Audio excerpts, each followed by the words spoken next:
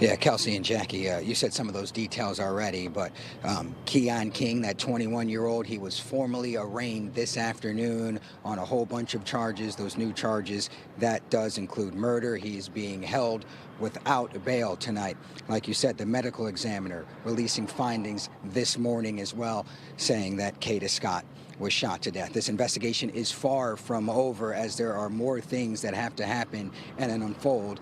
Police saying they are still looking for at least one more suspect. But as everybody knows by now, over here, this is the gathering spot for the community, for the neighborhood over the past 2 weeks, trying to figure out what happened to Kada Scott.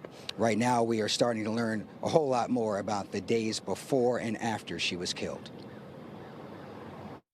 There was an accomplice, right? We don't know who the accomplice was. As investigators search for another suspect, we're learning the timeline of what happened to Kada Scott.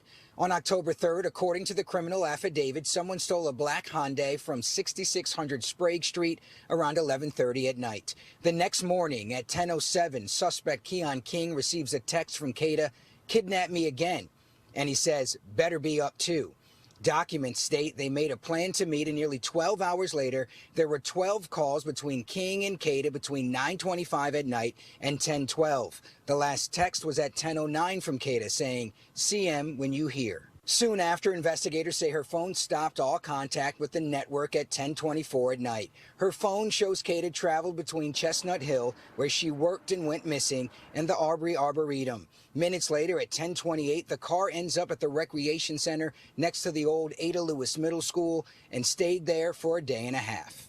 According to the affidavit, the gold car attributed to King shows up at the recreation center the next day on October 5th around 11:39 at night. Two people get out of the car, and that car stays there for about 4.5 hours. In the early morning hours of October 6th, 3:56 now, investigators say they are seen removing a heavy object consistent with a body and walking back to the woods. Now to October 7th, when detectives say phone records show King traveling between Belmar Terrace and the Arboretum around 2 in the morning.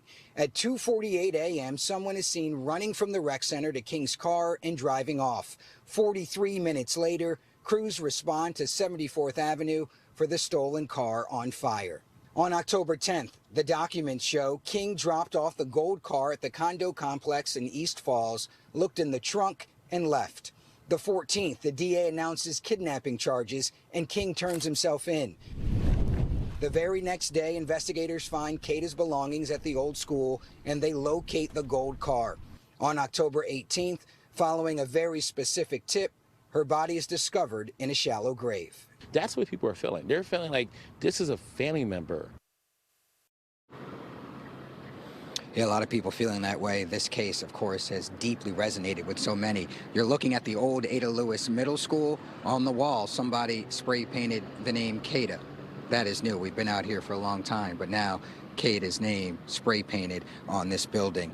I can tell you, of course, we did try to reach out to Keon King's attorney today. He simply told us no comment.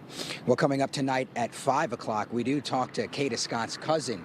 She has some comments about this case. She also talks to us about all of the community support and love that she's seeing and what she wants to see moving forward.